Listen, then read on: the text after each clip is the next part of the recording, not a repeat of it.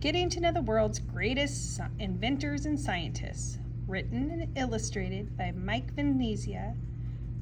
Charles Drew, doctor who got the world pumped up to donate blood. Dr. Drew, there's a guy here who wants to give and receive blood. Dr. Charles Drew, shown here in 1946, was an authority on preparing and storing blood for blood transfusions. Charles Richard Drew was born June 3, 1904, in Washington, D.C. Charles Drew succeeded at everything he did. He was a great scientist, doctor, surgeon, teacher, and athlete. Dr. Drew's discoveries in the fields of blood transfusions helped save the lives of thousands of people. What's up with Maurice? I don't know. He hasn't been the same since he got a blood transfusion last week. Bah, bah, bah, bah, bah, bah, bah, bah, bah. Dr. Charles Drew found ways for people to safely donate and receive blood. He also helped develop a system called a blood bank to store large amounts of blood for long periods of time. Blood banks made it possible for more people to get blood quickly if they needed it during surgery or after a serious injury. Although Charles Drew developed more successful ways to store and use blood, he didn't invent blood transfusions. Hundreds of years ago, doctors started trying to give people blood to replace blood lost after injuries. As long ago as 1667, a French doctor tried transferring lamb's blood into a patient, but it didn't work. Doctors didn't really understand what blood was made of or how to transfer it from person to person until the early 1900s, when Charles Drew was a kid. Charles Drew was raised in the nation's capital, Washington, D.C. This is how the city looked when Charles was a young boy. As a kid, Charles was known as Charlie. Charlie grew up in a loving family. The Drews lived in an area of Washington, D.C., near the Potomac River. Because it was so foggy there, Charlie's neighborhood was called Foggy Bottom. Charlie's family had just barely enough money to keep from being poor. Charlie's father was a carpet installer. His mother had a teaching degree, but she decided to stay home full-time to raise her family. The Drews were African American. Charlie grew up during a time where there were a lot of racial prejudice in the United States. Much of the country, included Washington, D.C., was segregated. Black citizens were separate from white citizens. African Americans had to use separate restaurants, movie theaters, schools, bathrooms, and swimming pools. They also were kept out of many jobs and were denied many basic rights, such as voting. Here in this picture, a man drinks from a segregated water fountain in the early 1900s. Mr. and Mrs. Drew taught their children not to let prejudices of others stand in their way. They taught them to get a good education, work hard, and achieve whatever goals they set for themselves. All the Drew children were expected to bring home top grades, attend church every Sunday, and help around the house with daily chores. To save money, they were taught how to sew and patch their own clothes.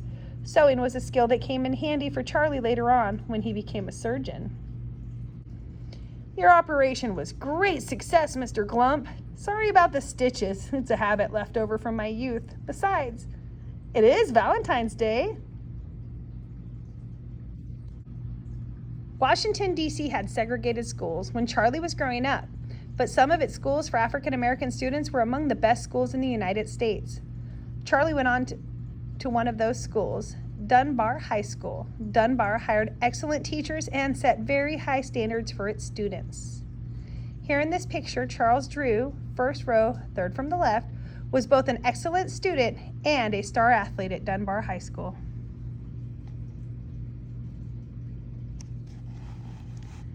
While Charlie was at Dunbar, it became clear that he wasn't just a great student, but also a great athlete. He became a star on Dunbar's swimming, football, basketball, track, and baseball teams.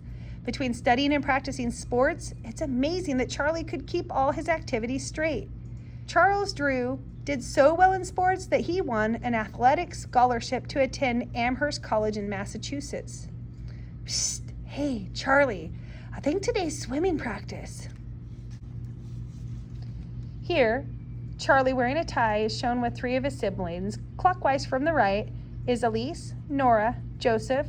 Charlie and his family were devastated when Elise died of tuberculosis at the age of 12.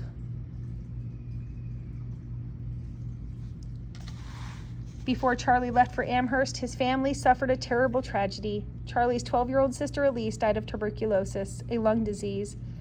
Losing his sister made Charlie start to think about becoming a doctor. A big change was in store for Charlie when he arrived at Amherst College. It was the first school he attended where almost all the students were white. Sometimes he was treated unfairly or snubbed because of his race, but he didn't let that stop him. Charles always remembered the lessons his parents taught him.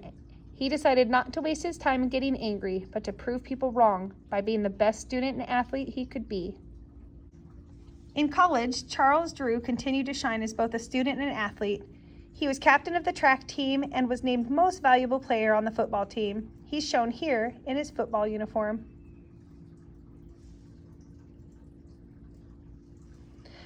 While at Amherst, Charles Drew helped his school win important championship football games. During one game, Charlie was seriously injured when an opposing player stomped on his legs. The spikes went deep into his leg.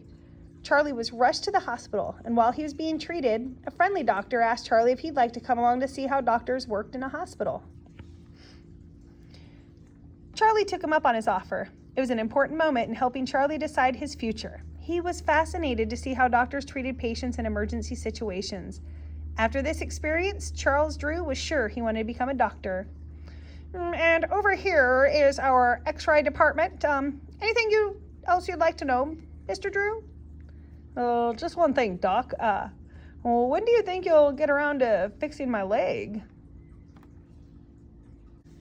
In 1926, Charles Drew graduated from Amherst College. Not only had he brought fame to Amherst on the playing field, but he graduated with top grades.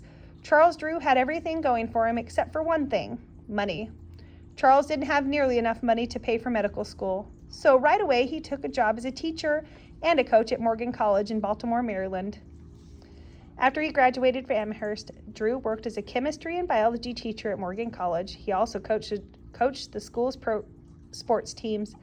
Here he's shown back row far right with the college's basketball team. Finally, after working for 2 years, he saved up enough for medical school. Charles applied to and was accepted at McGill University Medical School in Montreal, Canada.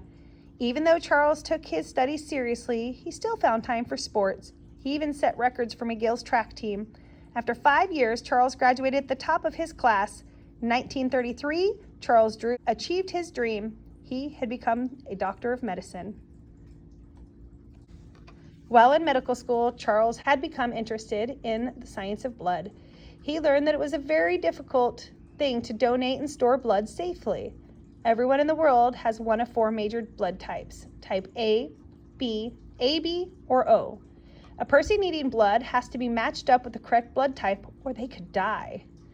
During Dr. Drew's time, the big problem was how to store all the different blood types long enough so that there would be enough blood available for whoever needed it. Blood could be kept for only about 7 days before it spoiled. Sometimes when a hospital ran out of the correct blood type, they would have to try to find a donor to match the patient's blood type. By the time they found someone, it might be too late. Good news, doctor. There's a guy here who says he can donate all 4 types at the same time. Dr. Drew wanted to find a solution to the problem. After medical school, he spent several years improving his skills as a doctor, surgeon, and teacher. Then he turned his attention to solving the problem of blood storage. In 1938, Charles Drew was awarded a fellowship to do research on blood at Columbia University's Medical School in New York City. While at Columbia, he made an important discovery about plasma. Plasma is the clear liquid in which blood cells float. Dr. Drew discovered that it was the red blood cells, the cells that carry oxygen throughout the body, that were causing the problem in storing blood. Red blood cells spoil after just a few days. Dr. Drew found that if you removed red blood cells, the remaining plasma could be preserved for weeks. This here is a magnified view of human cells. Dr. Drew discovered that blood could be stored longer if the red blood cells, shown in red, were removed from the plasma. Dr. Drew developed better ways to process, store, and ship blood. This 1941 photograph shows a nurse transporting donated blood into a refrigerated van. Another good thing about plasma is that it doesn't contain any red cells, so there's no need to worry about matching it to one of the 4 blood types. Anybody could use any plasma. In an emergency situation, plasma could keep people alive until their bodies could make more blood on their own. While directing a blood bank at Columbia, Dr. Drew developed ways to freeze or dry plasma so that it could be shipped wherever it was needed. During this busy time, Dr. Drew managed to fall in love and get married. Charles met his future bride, Lenore Robbins, during a trip to a medical conference. Charles and Lenore were married in 1939. They eventually had 4 children. Charles Drew, who had always had a good sense of humor, nicknamed their first daughter Bebe after blood bank, or BB. Hey, I've got it. Let's name her BB after blood bank. I guess that's better than naming me after hemoglobin or red corpuscles. Here's a picture of Charles Drew with his wife Lenore and their 4 children. In 1940, Dr. Drew finished his studies at Columbia University. Then he continued his research on blood at Howard University in Washington, D.C. As it turned out, Dr. Drew's important discoveries about blood storage came just in the nick of time. World War II, which would become one of the most destructive, deadly wars in history, was just starting in Europe. Here's a picture of a London neighborhood after a German bomb attack in 1940. The German dictator Adolf Hitler and his armies were determined to take over Europe. London, England, was being bombed constantly by Germany. Injured soldiers and citizens there needed blood desperately. Dr. Drew was asked to return to New York to help run a program called Blood for Britain. The British needed thousands of units of blood right away. Only a man like Dr. Charles Drew could have handled such a huge task. Dr. Drew began by setting up blood banks to collect donations all over New York City. He then ordered trucks to be equipped with storage refrigerators and nurses to collect blood in areas outside of the city. The plasma was removed, frozen or dried, and then shipped overseas. The Blood for Britain program was a huge success. Dr. Drew's discoveries helped save the lives of thousands of people in England. As a part of Dr. Drew's Blood for British program, thousands of people donated blood to be shipped overseas. Here's a picture of an American soldier giving blood plasma behind enemy lines in 1944. In 1941, the United States entered World War II. Now America needed its own emergency blood supply. Once again, Dr. Drew was called upon. This time he headed up the Red Cross National Blood Collection Program. Unfortunately, while Dr. Drew was setting up the program, he suffered one of his greatest disappointments of his life. He learned that the U.S. military had decided not to accept blood donations from African Americans because of the Army's prejudice. Even Dr. Drew was unable to donate blood. Drew and other scientists knew that there was absolutely no difference between blood from white people and the blood from African American people. Dr. Drew was hurt, angry, and insulted. He had spent his life trying to overcome the fear and ignorance that caused prejudice. Sorry, Dr. Drew. According to subchapter B, paragraph 4, you're not allowed to donate blood, as we all know. The rules are the rules. Charles Drew protested the decision to exclude African American blood. The military eventually agreed to accept the blood of African Americans, but insisted it be segregated from that of whites. Dr. Drew was deeply disappointed. As soon as the National Blood Program was up and running smoothly, he resigned his post and returned to Howard University in Washington, D.C. There, he began working on what he believed to be his greatest accomplishment. Howard University is a historically black college. It was started right after the Civil War in 1866 to educate former slaves. In the 1940s, Howard University's medical school didn't have a very strong reputation. Dr. Drew helped that change. He dedicated the rest of his life to teaching and training African American medical students. Dr. Drew was a fantastic teacher who inspired many students. Here's a picture of students in the bacteriology laboratory at Howard University in the early 1900s.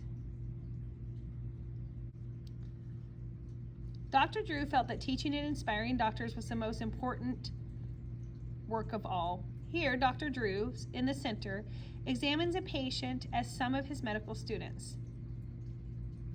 Take a look. Charles Drew didn't want to turn out doctors who were just good. He wanted to turn out doctors and surgeons who were the best in the country. Dr. Charles Drew achieved his goal. Many of his graduates went on to become the very best surgeons in the United States. Sadly, on April 1st, 1950, Dr. Charles Drew died in a car accident while on his way to a medical conference. He was only 45 years old. Dr. Charles Drew was an outstanding doctor, scientist, and teacher. Although his life was cut short, his accomplishments saved many lives and have inspired thousands of people in the world of medicine. Here, Dr. Drew gives a speech just a few days before his death. Charles Drew saw a problem and worked hard to find a solution. If he were alive today, what would make his work easier? What work might he want to tackle?